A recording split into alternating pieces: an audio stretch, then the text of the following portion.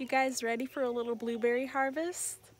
I love this blueberry bush here. My husband got it for me for my birthday, and I don't know what variety it is, but it makes big blueberries. I'm thinking about maybe taking cuttings from this new growth and maybe propagating it.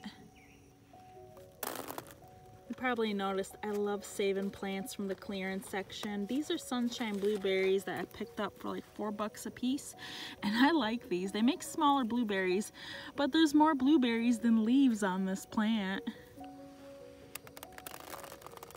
That was from one bush. Oh man, these are still producing even through the weeds. I'm gonna have to ask my husband to collect more grass clippings so I can mulch these weeds over.